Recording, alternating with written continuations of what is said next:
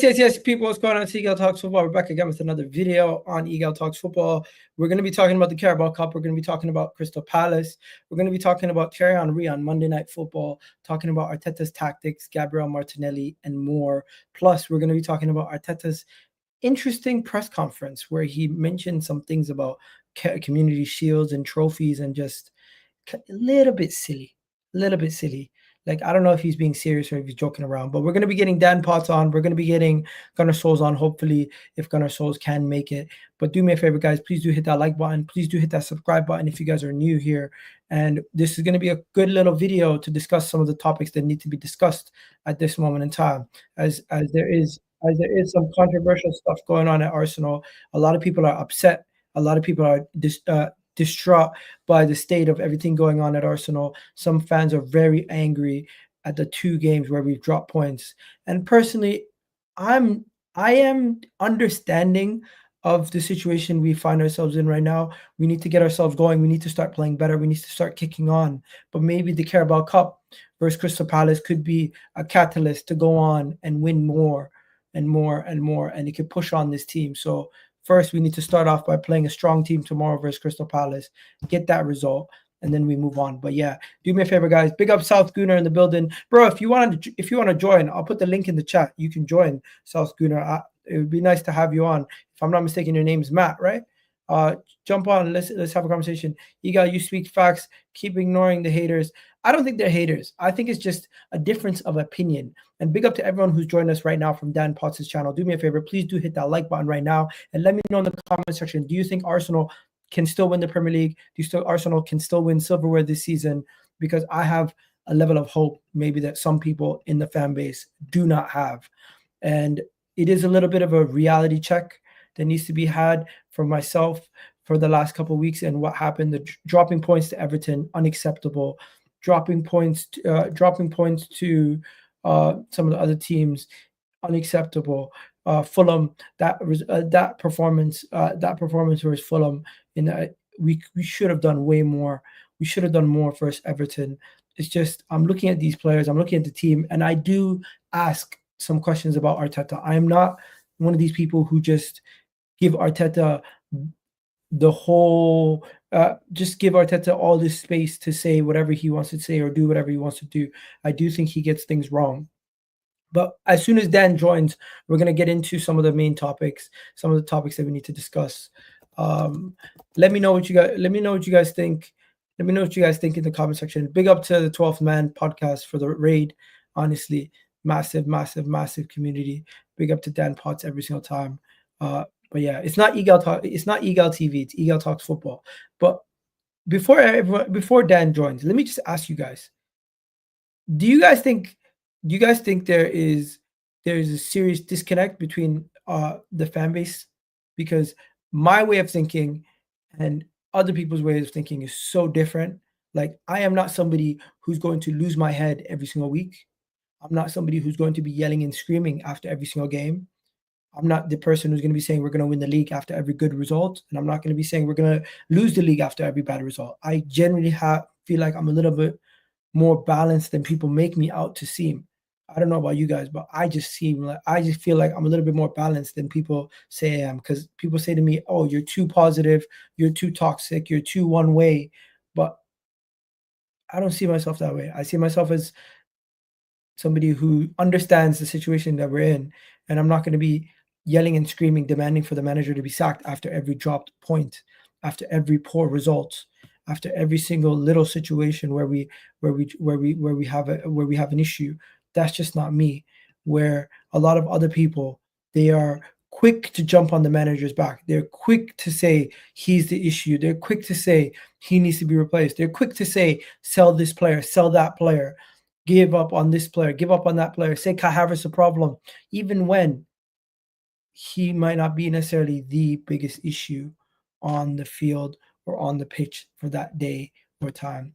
But yeah, I got the first guest on the show today. First time on the show. I've spoken to him before on Lee Gunner's channel. Big up Southern Gunner, my guy over there in America. Which state you in? I'm in Georgia, man. Okay, down south. Down south, brother. Down south. Matt, let me ask you a question before we go any further. Is it a North American approach to sports, do you think, where we're a little bit more patient than some of the football fans? Because I know you might not be as patient as I am. It's a Canadian thing. I think it's because you had to deal with it so long with the Maple Leafs. I'm a Rangers fan, by the way, so I kind of sympathize with you to a degree. Think about it. The Raptors, the Blue Jays, the Maple Leafs, these guys have always been trash in my whole life. So a level of patience has been normal in my sports world. See, I'm a Lakers fan. So, of course, my patience is very thin when it comes to the losing Patriots and Lakers fans. So you already know, kind of have an idea. And then, as far as my college team, Georgia, and you see what we're doing. So, it's a case of I think that's a little bit of what it is. And then, too, I'm kind of from the old school. I started supporting Arsenal in the 90s. So I've actually seen, the success and have lived it. So I started watching in 98, to be fair. So I missed a couple. Well, no, you still, but see, that's what I'm saying. You should still be able to have to know what the standard is, because you saw the golden years. If you started in 98, then you definitely saw the golden years. You saw a double right out the gate.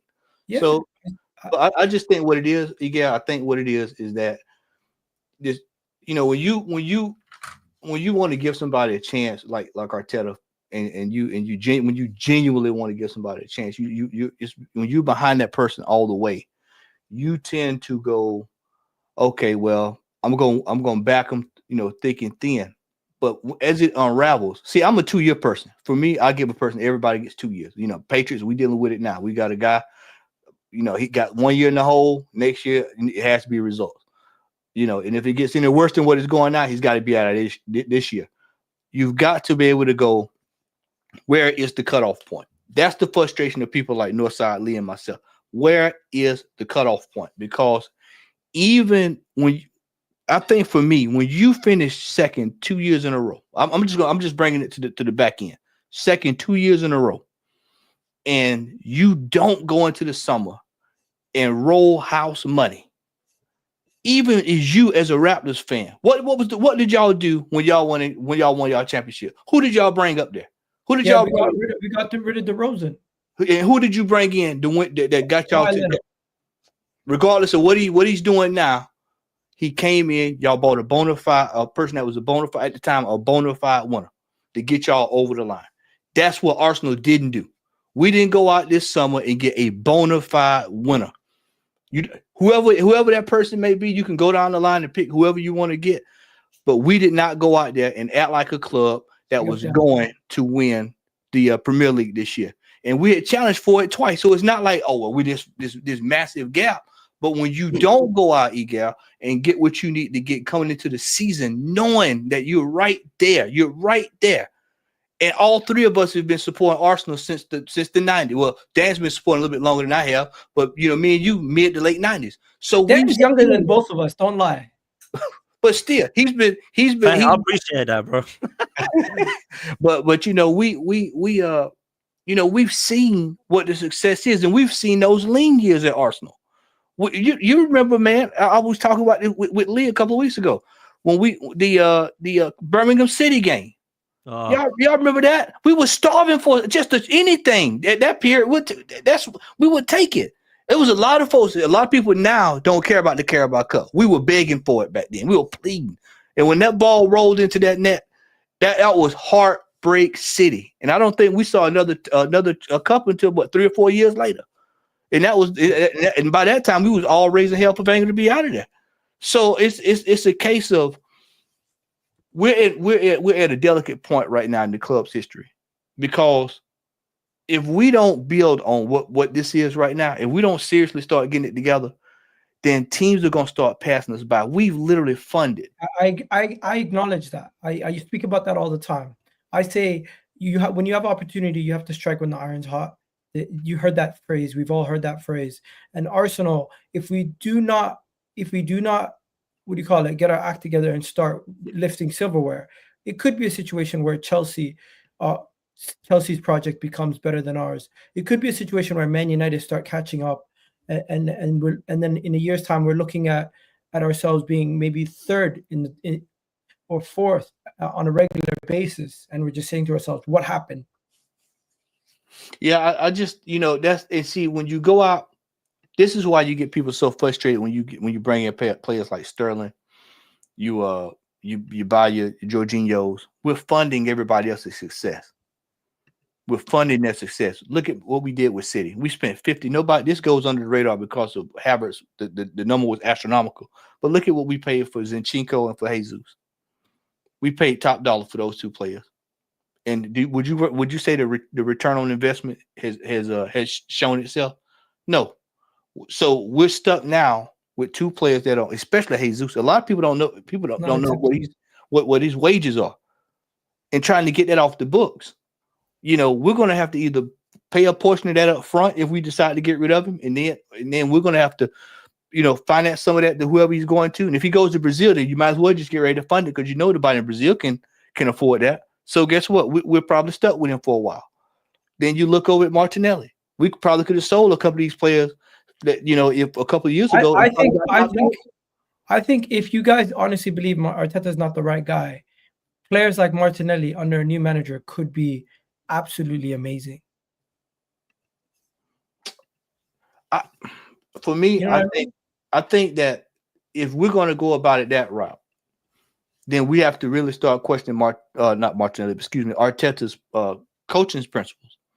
Because if he goes somewhere else and somebody else can get the best out of him, I mean, would you look over at Smith Rowe? Okay, let's talk about Arteta quickly. Dan, we spoke about it on your channel. We spoke about it on I spoke about it on TikTok, all over the place. Arteta put out an interesting quote today. He came out and said something across the lines, speaking about the Community Shield, the trophy. Do you think Arteta's disconnected where he would actually think that the Community Shield is a trophy, or do you think he's just joking? Because you asked us the question, but I don't know if you genuinely answered it yourself. Listen, big up to you for having me on. Big up to Matty as well. Always a pleasure, man, bro. Look, man, I don't know if you're gonna play. I'll tell you what, play it, and then we'll listen. And I don't know if I'm gonna get copyrighted, so I don't want to risk it. Yeah, this is what you do. Take it down off screen and play it from your speakers. Okay. Yep, and then just play the audio. We're trying to play the audio. Just play the audio live if you can do that. Can you hear it? Nah. No. It doesn't matter, but we've heard what he said. He's basically said that he was asked the question. You've been here 5 years. You can hear it now. Go on. 1 second. It's coming up to 5 years as well twice, no? And where you are now with a home time, the quarterfinal represent a big chance for silverware. Well, the Charity Shield as well twice, no? So it's 3. Yeah. Look, that is not a joke. I'm sorry, man. That's not a joke. If he would have been joking, he would have laughed and then said, well, we'll take them as well then, or something along those lines. It's free, right? And you could tell from the response that, like, right, he's been serious. Let's move on. Otherwise, they would have laughed. Nobody found it funny, man. It was actually embarrassment. And then what it does is it allows rival fans to pile on even more. It's an embarrassing. But should we care what rivals think? Because we both speak to our guy. What do you call it, Tom? Tom Canton always tells me we care too much what rivals think. We need to we do. We do as a fan base. We do 100% as a general. We do. But then when it allows our manager to then give them more fuel, that doesn't make it right, even if we believe what we think we should care or not, because he should just not have said it. It's just a stupid thing to say, man. It's just an absolutely crazy thing to say. Like, this, for me, real talk, I would count the Emirates Cup as much as I would as the Charity Shield. Like, okay, let me ask you a serious question, guys, right? Who won the last 6 Charity Shields? Would you know? No, you wouldn't. I know City's won at least 3 of them. City's won a few. Man City won it this year. If I'm not mistaken, Man United or who? There we go. So already we're not even 2 years back and we can't even remember, right? No. Arsenal won it. Arsenal won it last year. Yeah, we won it last year on penalties. Year before that, no idea. Well, basically, my point is no one cares, no one remembers, right? This is not something I would remember. You're right. Yeah, that's my point. No one would remember it. So it means it's not important, right? Now, don't get me wrong. If you said to me who won the FA Cup the last 5 years, the reason I wouldn't know is because I'm bloody can't even remember what I had for breakfast. I'd have to look at it, right? But when it comes to, the importance of this, no one really cares, do they? Let's just be real. So when he says this is really a trophy, I don't think it makes him look good at all. It's just a madness statement. And there's a lot more in that, which I'm sure we'll get to press conference, that I was worried about as well, in terms of talking about Ethan, in terms of talking about the January transfer window, which doesn't look like he's serious. Now, don't get me wrong. I know he's going to sit there and say that I trust in this squad. He's not going to say they're a bunch of donkeys, I need to replace them. But there's that he said. But I look at that, what he said, talked about the trophy stuff there, and I just think, yeah, you're not joking, are you? Because look, there's a couple of things that the questions that they put are ridiculous, by the way. Like, some of them are just a joke, if I'm honest with you. Like, do you need to win? Like, so Moose, by the way, who I think is a Wally from TalkSport, Ian Abrahams, he says, do you need to win this trophy, or do you want to win this trophy? What he needs to say is, how important is it that you win this trophy, Mikel? Now, I'm not trying to say I'm big-headed to know more than Moose, because I don't want to be a journalist. I wouldn't want to be one, and I certainly wouldn't be a very good one, right? I'd get kicked out of the press conference within 2 minutes if they put me in there. Trust me, right? So for me, if I said that is putting pressure on him to say something, because all he says, yeah, I want to win it. Easy. I could have told you what it was. So that's where I'm at, bro. Clips. They're looking for headlines. But Matt, what do you think on this topic? Or should we just go into some of the other things that Dan was also speaking about? Like the other comments he made in that press conference, because he made a couple of crazy comments about Ethan's positions. I don't know if you've seen it. No, I had the only soundbite that I've heard from this morning was about the he said Ethan could play as a left attacking midfielder, right attacking midfielder, winger, and he also said he could play as a number 9. Yeah, but he hadn't done it. We've been in a scoring funk for the last month or two, and he hadn't done it. I know, but Ethan's actually our 5th highest, our 3rd highest goal scorer. I mean, just think about that. Let that sink in. Just let that sink in. Was 800 million spent, in right now. Ethan in where is the goal man. But I want to go back to this cup situation, because this is a cup that he has thrown in the bin consistently since he's been here. This Carabao Cup. Most managers who have coming into their jobs, and I mentioned this yesterday with Lee and the guys, you can bet your bottom dollar Manchester United is going to take this serious, because Amorim would love to be able to come in and in less than 3 months, 4 months, whatever it is, be able to put some silverware on the shelf. Our manager came in and just completely bypassed it. He's completely bypassed it over and over. What he should have said was, yeah, I know the pressure's on, and we're going to take tomorrow's game serious. And, we're looking at winning this, because that's realistically where we need to be thinking right now. The league for me I'm not even thinking about the league. These cups are available. We've positioned ourselves well in the Champions League.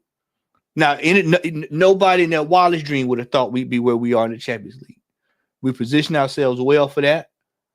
FA Cup is kind of a 50-50, because you basically start from neutral ground starting in January. So you got to see how that plays out first.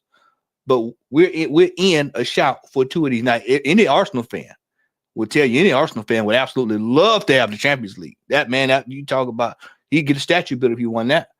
But for right now, as where we're sitting at right now, the most realistic piece of silverware that's on the table right now, based off of our current situation, is the Carabao Cup.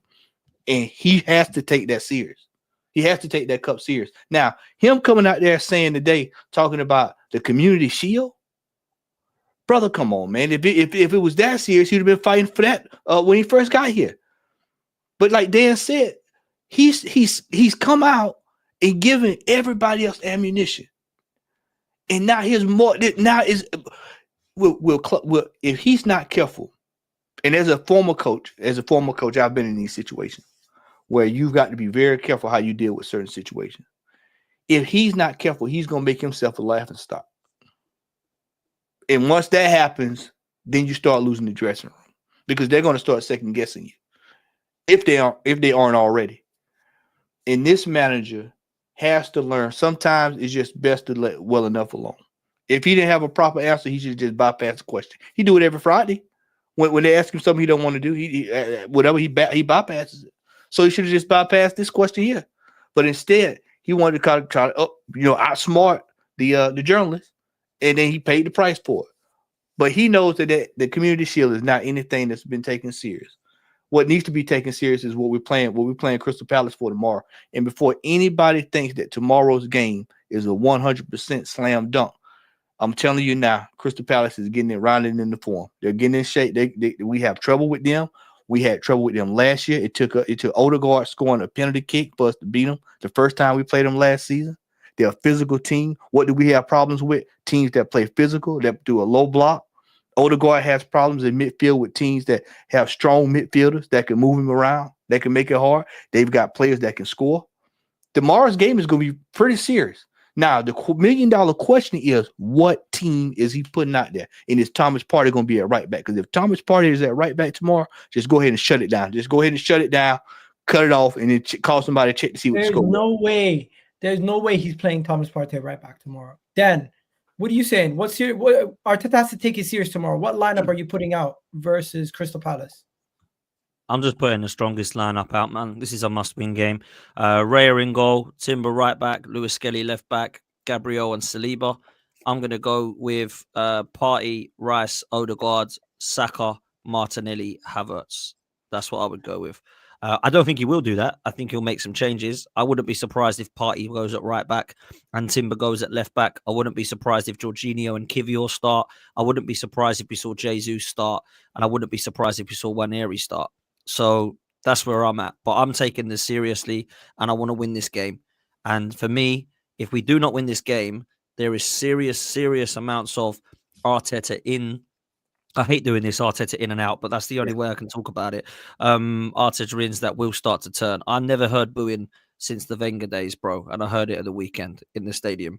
I've never seen so many DMs and Twitters on my account since the last time this happened, where people start telling me that I was right. I've never had people start tagging me in Twitter and Instagram again saying, oh, you and Lee and Northside and X, Y, and Z were right. Turkish and Curtis and yourself is all good. Honestly, trust me, it is not going to be pretty if we lose tomorrow night. And I'll tell you this now, Manchester United and Palace in the Cups, we have to win both those games. And it's a really negative question, but I was asked it earlier and I put it on a screen, on the stream, with myself and judges. If you have to lose one of these games, are you losing the league game or the cup game? I'm losing the league game, because the cup game, we have to go and win a trophy. And I would rather go into a position where we are, with, as you said, Miguel, a long way to go in the league than being completely out of the cup. Because you lose that game, you're out. There's no second chances. You lose in the league, there's a second chance, third chance, probably 4 or 5 chances that we've got in that we're going to need, right? For me, we got to win that trophy. And people laugh at it and go, what do you want that trophy for? It's pathetic. It's a ridiculous trophy. Man, I grew up on that trophy. That's the first trophy that we won in 1993 that I witnessed, yeah? So I don't start sitting there and saying it's a pathetic trophy. I ask people like Kevin Campbell, bless him, Ian Wright, George Graham, Paul Merson, Tony Adams, what they think of that trophy. They love it. They don't think it's a waste of time. They don't think it's a worthless trophy. They don't look at it and think it's pathetic. Does it mean you're the best team in the world? Absolutely not. Does it mean you're the best team in the country? Absolutely not. But it means that you've won a trophy. And we are starved of it at the moment, 5 years in. Come on, man. I've got to be taking it seriously, and I hope he does. You know, let me just jump in here quickly. Yeah. There's 2 predicted lineups for tomorrow's game. One is on Who Scored, and one is on FootMob. Now, the Who Scored lineup is wild. And I think if we see that lineup tomorrow, we're just going to say to ourselves, pack it in.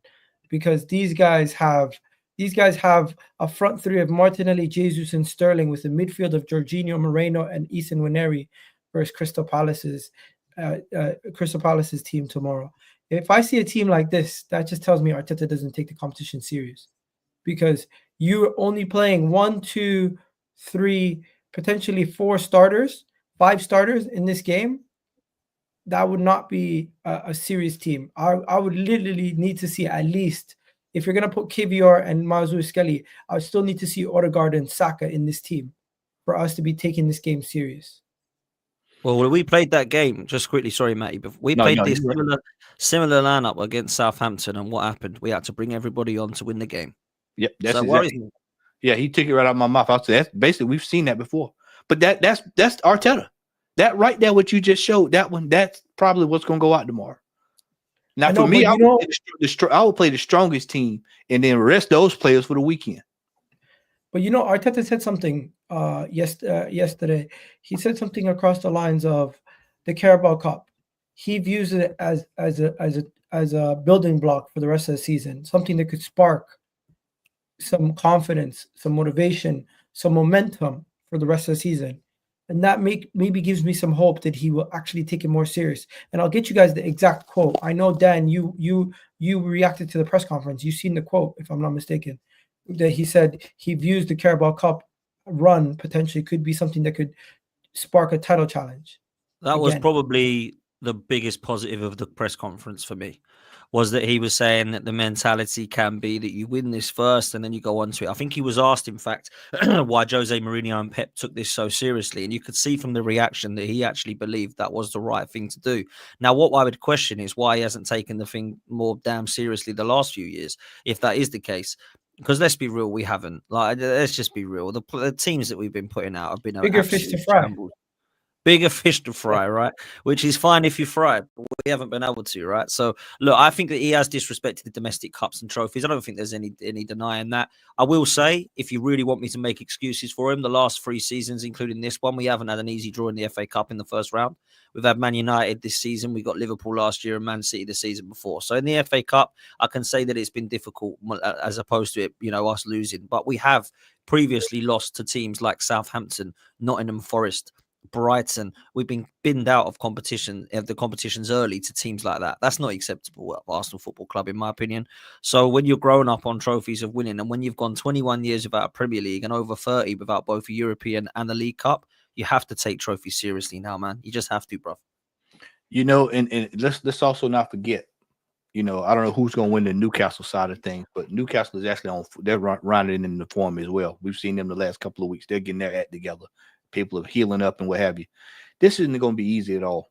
And he has to realize that he's going to have to go with the strongest team. He's got to, and the players got to be locked in mentally. You mean Crystal Palace, not Newcastle? Excuse me, Crystal Palace. Crystal Palace is rounding in. I'm sorry, Crystal Palace is rounding in the form. He's got to just to realize that this has to be taken serious. These players have got to. This is why, Dan. You remember? Was it the year before last that we played? Yeah, it was the year before last we played City because we had them 3 games like back to back, and that was it. Yeah, that was the 8-point year. That was the year we were 8 points ahead. That's why I was so upset with him because mentally, had they beat City in the Carabao Cup, then I think we probably would have ended up going ahead and doing the double that year because you would have mentally got over the hurdle and it would have given the players. Didn't they do a treble that season? Yeah. That's the year they did the treble.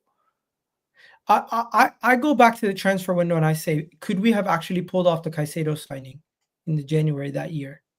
If they put the money on the table, see, that's the thing, Egal, is that we don't do what's required when it's time to put the money down. We like to play around with people. Don't forget what we did this past summer. Remember we went in for the player?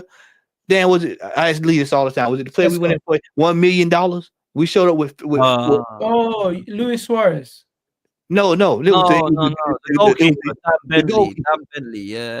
They wanted $1 million. We showed up with 40,000 pounds. I mean, we do silly stuff in this. We don't take these things. Yeah, that was taking the piss. We offered to pay his wages.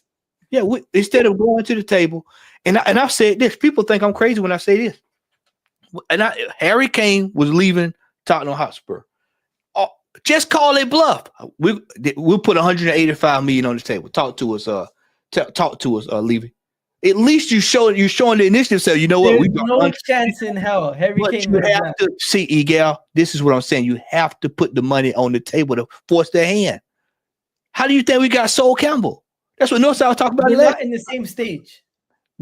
There is money in the coffers. You see how much he let You see how much these Letterman jackets cost? You see how much these Letterman jackets cost over there at Arsenal? There is money in the coffers. Varsity jackets do look nice. I wouldn't be surprised if I see Dan wearing one too.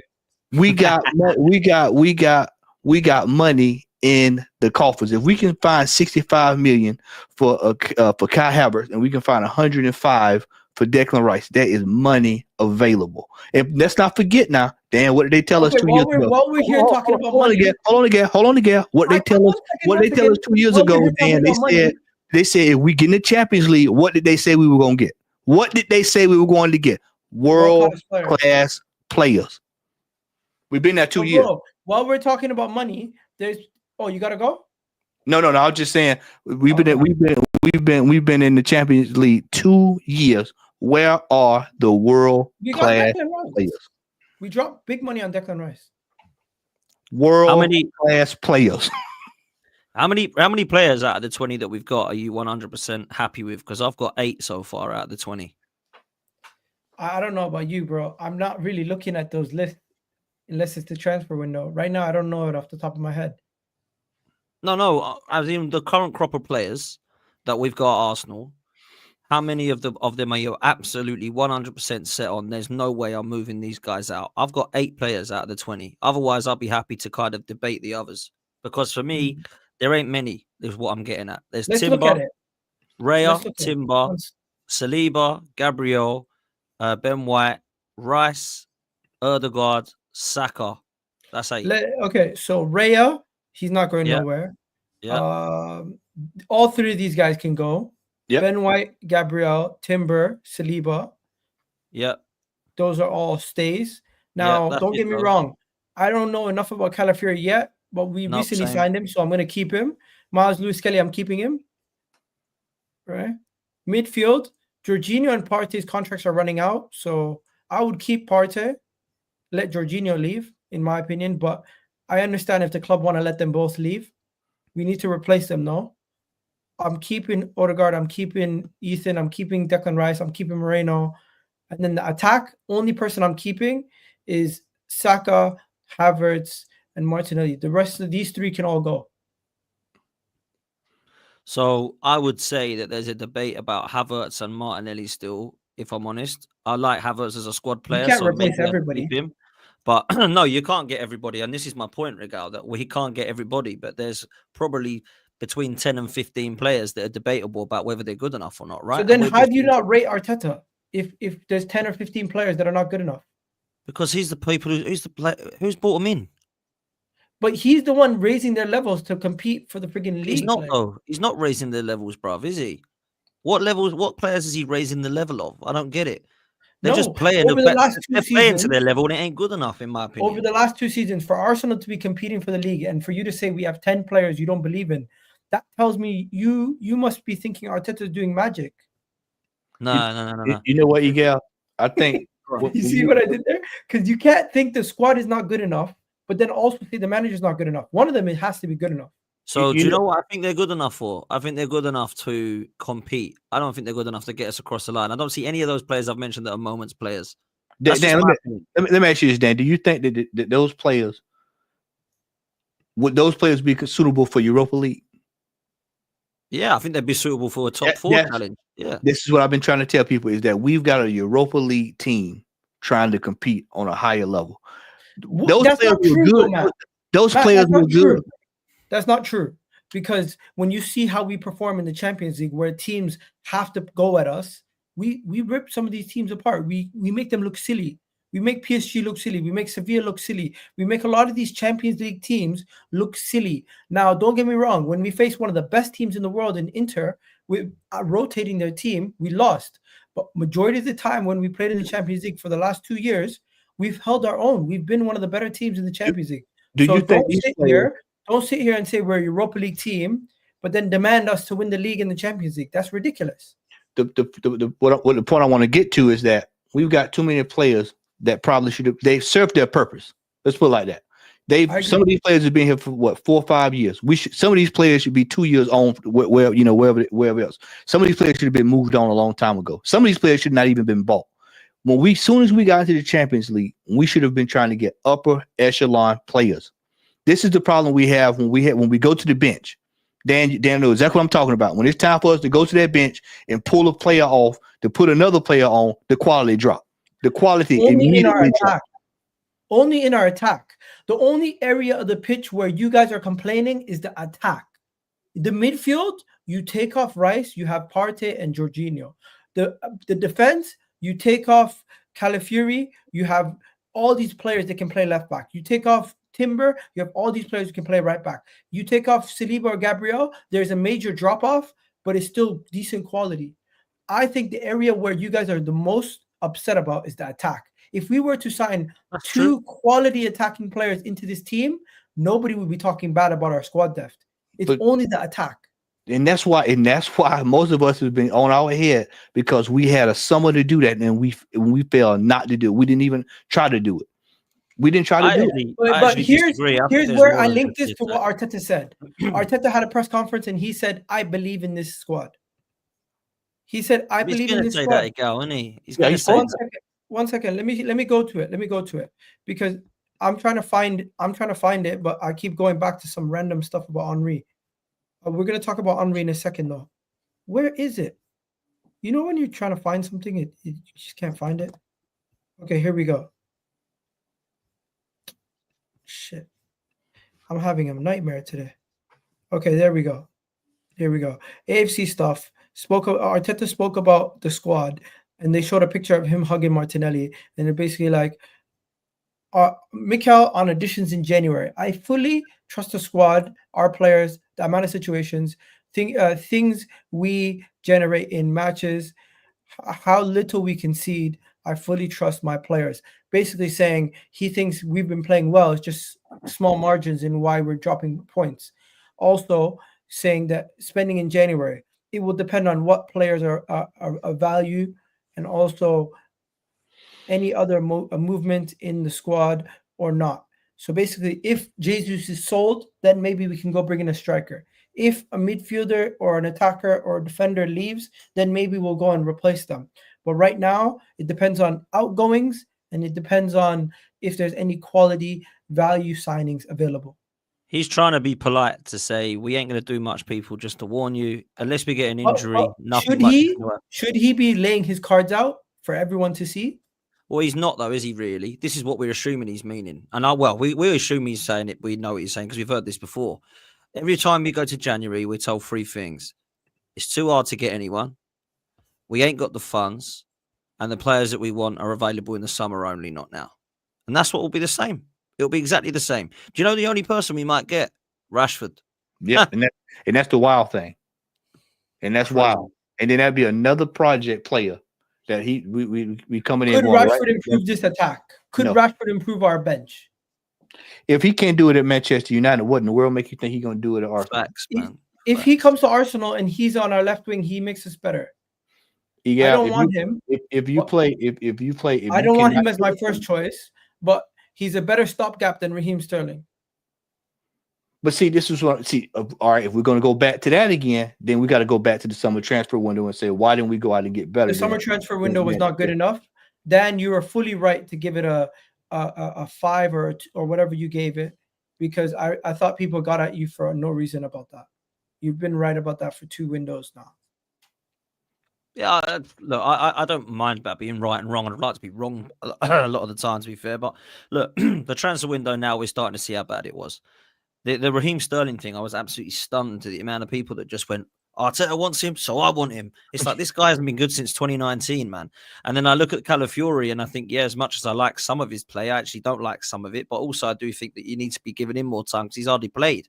Marino, I'm sorry. I like some, I hate some. I like some, I hate some. I don't think that improves our midfield. It's just improved our squad. It's got we've got El Neni out the door and Marino has now replaced him. That's the level of player. No, Marino's better than Gundogan right now. Man, oh, yeah, but so am I, bro. So am I. Like, Gundogan's finished, bro. Right, I can lace up the boots and go back out there and do better than that, than what we're seeing with over at City. No, but I'm just saying, we thought Gundogan was an amazing signing for Man City. Looks like the guy we signed is better. But you know what? Yeah, let's touch that too while we're at it, because I mean I know it's fun right now to look at City where they are, but they're really only 2 points behind us in the table. What, 3? No, but look at them in the Champions League. And then, but you know what? Yeah, they're going to go into January. Now, if anybody's going to spend some money, because they hadn't spent money in a while, if anybody's going to go get some players that's going to bolster their team, it's going to be them. They're going to go out and get 2 or 3 players. I'm not saying they'll win the Premier League, but I'm saying they're going to go out and get players to kind of turn their fortunes around. Let me say one thing, guys. We have 300 people in the chat. How do we only have 87 likes? Please like the video right now. It's absolutely free. It helps us out massively. 2 buttons. You guys support the channel. Come on, man. But then Matt, there's also another thing we need to speak about that Arteta said, right? In his press conference, there enough about Ethan, enough about everything else. He spoke. We spoke about all the stuff that Arteta said. There's somebody else who spoke about Arsenal, Thierry Henry, Arsenal legend. And when he speaks, a lot of Arsenal fans get upset, including myself sometimes, because it seems like he always wants to pick on the negatives. He always wants to pick on the negatives, but I think he comes from a genuine place of like he just wants to see the team doing the best they can, right? He came out and stated that Arsenal is becoming predictable. On top of being predictable, he picked out individual players and saying the choices that they're making on the pitch is hurting Arsenal's attack. People are saying Arsenal's attack's not good enough. No, the attack is good. It's just the decisions that they're making in the final third, the movement that they're making is hurting them. And they are creating chances in open play, but the chances that they're creating and the quality of those chances are not matching up with the quality of players that they have.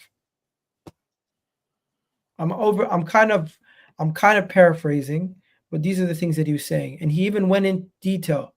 He even went into detail and showed an image on Sky Sports of where, let me show you. He showed an image where Arsenal had the ball in the attacking phase. Saka passed the ball to Odegaard. Odegaard now has the ball. Odegaard now has multiple choices of where he can pass the ball. He needs to pass the ball to Declan Rice. Declan Rice can pass the ball to Martinelli, or Declan Rice can pass the ball to the person here. What ends up happening? The ball ends up somehow in Martinelli's hands over here. Sorry, 1 second. The ball ends up somehow going to Zinchenko, and now the attack is gone. And that's just one situation that he broke down. Another situation is Martinelli. He ripped into Martinelli. Martinelli in the 1v1 versus a defender. What does he do? What does he do? He's still just standing there, not using his pace, not using his anything.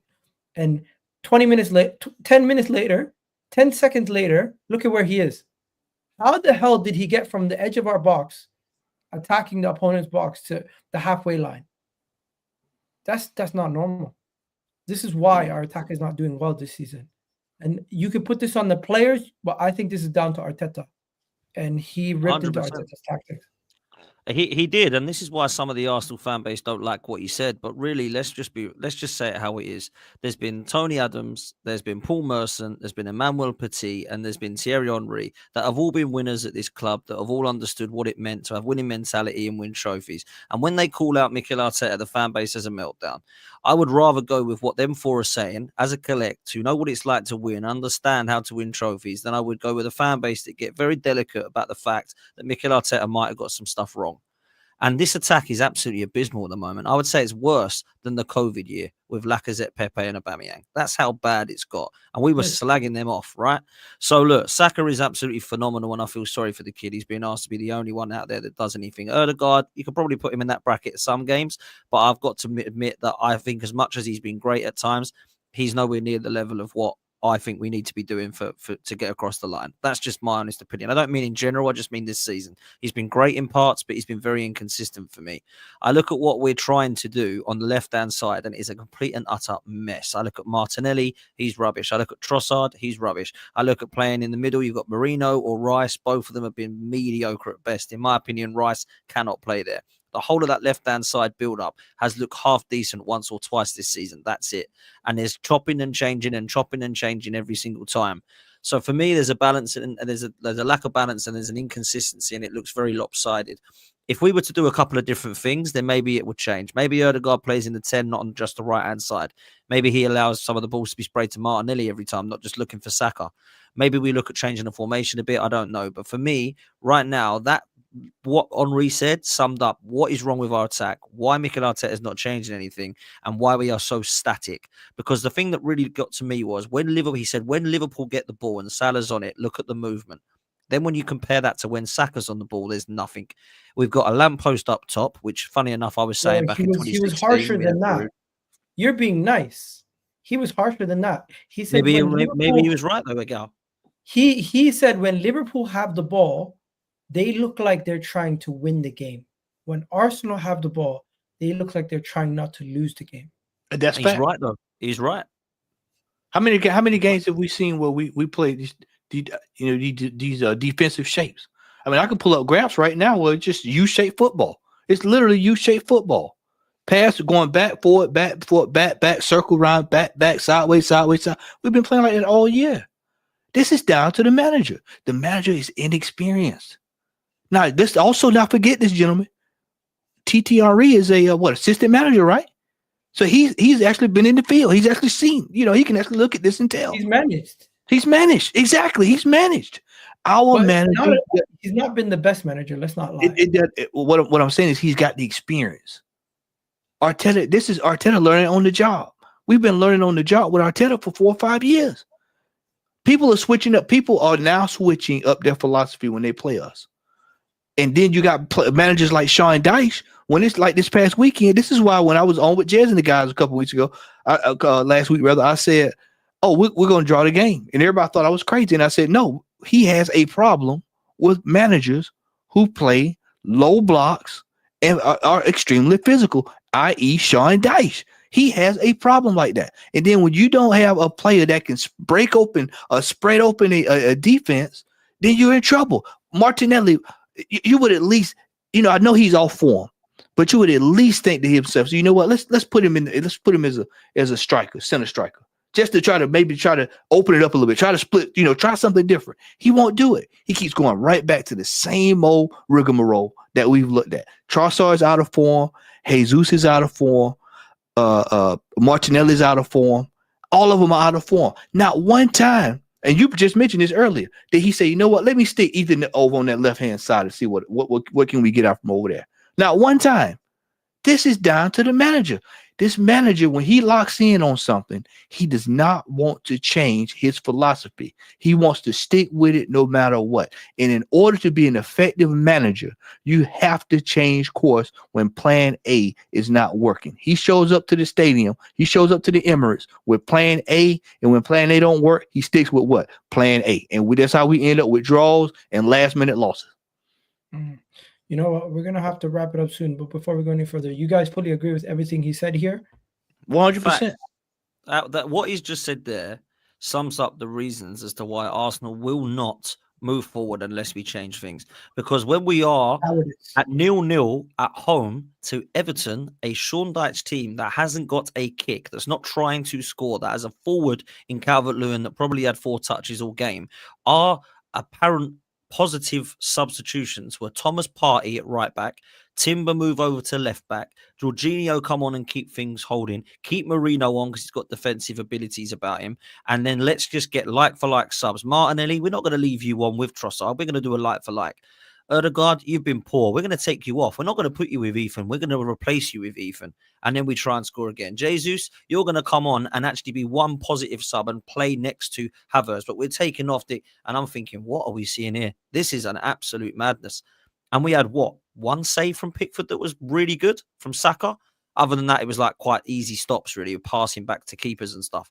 Poor. Sorry, man. Not good enough. Unacceptable. And I saw it against Fulham as well, and it was mad. People will say it's fine margins, but we didn't play well. Yes, if that goal counts, it was a great delivery cross from Martinelli, but he's offside. So what? It don't count. Fulham did what Fulham needed to do. One second. Matt is showing me something. What's this, Matt?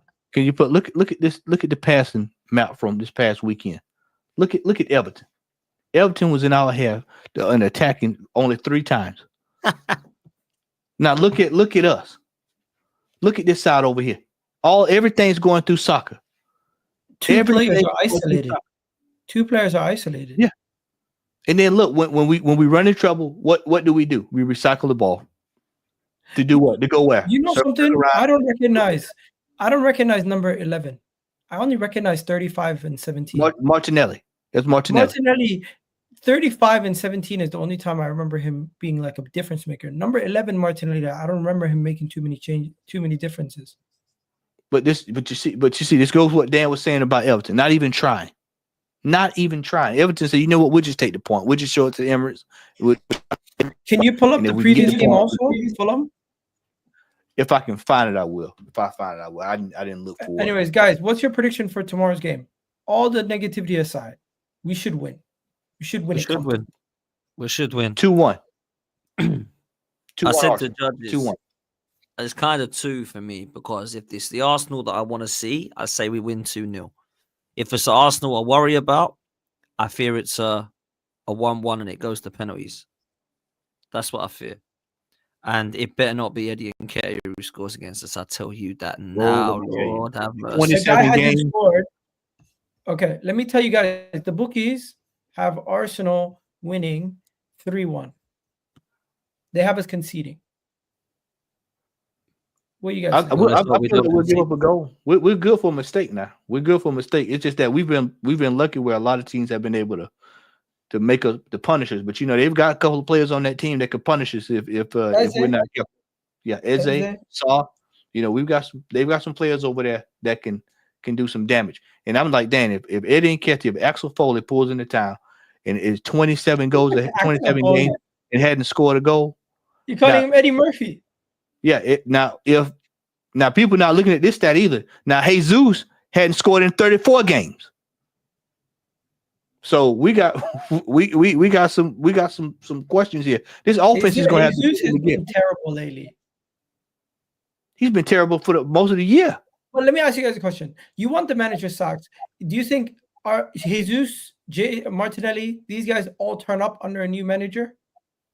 They will have to. See, this is when you look at United's situation. Look at United, especially what happened this past weekend. What Amarin did this weekend was put down a marker. He put down a marker. It was a gamble, and guess what? It worked out. And guess what's going to happen? Those players are going to be out of there, and that's going to let everybody know, all right, it's time to get down to business. See, when Arteta came in, he got everybody out of there who he won with the FA Cup with. He brought in his players. And then he didn't bring in any more players. He didn't bring in anybody else that would raise the team a level. We had veteran leadership in the team. We had, contrary to what people want to say, you had Aubameyang sitting there, you had Lacazette. You know, you had veteran leadership. It's about can he bring in players that will respect him? See, that's the question that you have now. See, that's when you talk about going in and trying to get these top players. We've got to get players that will look at him coming from that situation and go, you know what? I'm gonna buy into what he's doing. And that's the problem we're running into when we go look for these players. What did Sesko do this past summer? Sesko said, nah, I'll stay right exactly where I'm at. I'll just stay right here at Red Bull, learn a little bit more. You see, you got people telling me, Egal, when are you going to realize Arteta ain't the guy? Then you have other people saying Egal's working for Lee Gunner now. What the hell are we talking about? Man, ignore these people, man. They're all over the place. Complete opposites. Yeah. Anyways, I'm going with the Arsenal win, 2-0, clean sheet. Hopefully we get a good performance and we just move on to the next round. And hopefully we get a good draw. When was the last time we had a good run to the final? When we won the FA Cup, probably up in the Wenger. We had a decent run to it that year. Probably and then the League Cup. We had. Remember with that year we had Sutton and Lincoln and all these guys. Remember when we got slapped in the League Cup final to Man City? We had a good run then. Yeah. I went to that game. Unfortunately, that was when Mustafi tried to head the ball backwards to set up Aguero. Mustafi gave us trauma. That guy was too much. We should. I honestly feel, gentlemen, I really feel like this cup is more than winnable. My heart is the heart. I believe this cup is really winnable. Out of everything we got going on this year, there's no reason we shouldn't be winning this cup. Can we talk about one more player though? William Saliba. Did you guys hear what happened today? No. First player in FIFA Pro's Team of the Year since Cesc Fabregas for Arsenal Football Club. You know what that means, right? Yeah. We've not had a player in a FIFA Team of the Year since Cesc Fabregas. William Saliba gets in left back, man. Well, why is he playing left back? I think they just did his defense, Dan. I think they just had it. William Saliba now has been La Liga Team of the Year, La Liga Young Player of the Year, Premier League Team of the Year twice, Euros Team of the Year, and now FIFA Pro Team of the Year. This man is unbelievable. And I don't know about you guys, but I feel like we're on borrowed time with Saliba. Yeah, that's exactly what I was getting ready to say. And you know what? After all those accolades, you know what he wants to see? He wants to see trophies. He wants to start what I call building a resume. And if we don't do something this year, if we don't win this Carabao Cup and win a major honor this year, when Real Madrid, he's going to say, you know what? I'm out of here. I'm out of here. And guess who's going to go with him? Magalhaes go right with him. You know, it's mad, right? They want both of them from what I'm reading. and that would be madness if we. Well, I think we can keep him for the next couple of years, but that's it. If we don't win anything, Wait, Real Madrid want both Saliba and Yeah. Gabriel? Yeah, because they've got to replace their center backs, man. They're getting old. Listen, do you know they want four? They want four. Just quickly, they want four. They want Trent. They want Trent, Alphonso Davies, you guys Gabriel, really think Saliba as their anyone back can four. afford to come to Arsenal and take two of our best players? No, they shouldn't be. It's Real Madrid, man, and it's a different knock. They want Trent on a free, Alphonso Davies on a free, Gabriel and Saliba as their back four. That's Even if they let's say they show up and do that, Miguel, those players' heads are going to be turned because in their back of their mind they know Real Madrid's at the door. They're going to be wondering, am I going to get that knock again? How many? Nicholas Anelka. Nicholas Anelka. Remember when the knock came for him? It upset him. I gotta go. I gotta go play for Real Madrid. Yeah, but then we got Henry, one of the Premier League goats. It worked out. Do you trust this? Do you trust this regime to go out and buy another defender like one player? If I had a choice between sack Arteta and keep Saliba, or Saliba gets sold and Arteta stays, I'd rather keep Saliba. 100%. I think Saliba is the best player at the club. The highest ceiling out of every player in the club. And if there's one player who leaves this club tomorrow and we diminish, it would probably be him. Facts. Totally agree. That's why we got to keep him. But the only way we do that is winning. And let's be real. For anyone to say Saliba's not in the world class category yet, you're deluded. Yeah, he will go one day, but we need to win for the next 2-3 years to keep him. If we don't, I think he's off, man. Yeah. I agree 100% with what Dan said. You don't borrow time, and then worst case scenario, if they don't get him that way, they'll let him run his contract down. They'll just let him we got you, just run it down, and then they're he'll go leave for free. You go because at some point they're going to have to figure out whether or not they're going to have to cash in. If we're not winning, they're going to have to cash in because he's going to be ready to get up out of here. And guess who else is going? I said this yesterday, Dan and Miguel. I said this yesterday with Jez and them. I said, oh, it's one other player that's going to start getting frustrated too. And that's the one that's going to really hurt y'all. That's if soccer decides, you know what? I've had enough of it. I've had enough. If I show you guys what I just seen, you're going to laugh. Somebody created an AI image of Arteta with 2 community shields and looking so happy. Like, what are we doing here? Oh, my God. This is what I told you earlier, bro. Oh, my God. Look at these pictures that people are making. So I told you earlier, bro. Rival fans, they'll do it. Yeah, that's actually hilarious. We give so many rival fans bulletin board material. It's free material. We should start charging for the material we give other fans. Oh my God! Look at this! Look at this! Can you guys see this image? Can you see that image? I mean, listen, it is kind of funny. You gotta laugh. These AI images are hilarious. As long as they're not racist, these guys are, because some of those Saka ones are disgusting, but the rest of them are kind of funny. They're kind of funny. But yeah, Matt, I don't believe Arsenal are a selling club the way that we used to be, and I don't believe this team is going to buckle and give away players for cheap deals like we did in the past. We have no reason to sell Saliba for at least 2 more years. If he leaves on a free, by the end of it, I would believe we'd win a couple more trophies. It's just right now we need to strike when the iron's hot. We need to get whatever we can, because I'm concerned Chelsea could be catching up to us quickly. Liverpool already look like they're ahead of us already. Manchester City are not going to be going away anytime soon. Manchester United are going to come back. And dare I say it, if Tottenham ever finish above us again, we might as well just pack up. You know what the real wild card is in this? And I said this yesterday as well. We should be very, very thankful that Newcastle can't spend the money that they've gotten. Because if they could spend the money that they've gotten, we'd be in some real deep doo-doo. Hey, they might have to do fire sales. We could get Isaac for cheap. It's another team with a better attack than us. Another team with a better attack. Where do you rank our attack amongst the teams in the Premier League? Top 10. Okay, let's actually go through it right now. Bring up the table. Liverpool have a better attack than us. Chelsea have a better attack than us. Yeah. Man City have a better attack than us. You talking about on paper? On paper. Tottenham have a better attack than us. It's not much better, but it probably is, you know. Do you think Brentford has a better attack than us? Yes. Yeah, they move the ball way better than we do. Do you Viscera think, Bremer. do you think Bournemouth Nottingham as Forest well. have a better attack than us? Yes. We caught Come them. No. See, Egal. See, I know you're gonna say that because we just beat them. No. We caught them coming off of at the right time when we played them. We Okay, caught do you them. think Bournemouth have a better attack than us? Yes. Aston Villa, Yes. Yep. Fulham, No. So. They're so. Brighton, Yes. Newcastle, Man United, Yes. West Ham. Man United, no. West Ham, yes. Goodison, Bowen. We Basically, anyone with Dan, two you know players that's is better than crazy, us. right? That's Well, crazy. that's how bad it is, No. bro. I the only attacks that I think are better than Arsenal is Liverpool, Chelsea, Man City. I wouldn't even say I would say Tottenham have a better attack than us, and that's it. Yeah, that's why you shocked when we draw with these teams that Dan just mentioned. That's what shocks everybody. Is because everybody go, oh, we should be able to run right past them. Dan they probably got thinks decent Wolves have a attacks. better attack than us.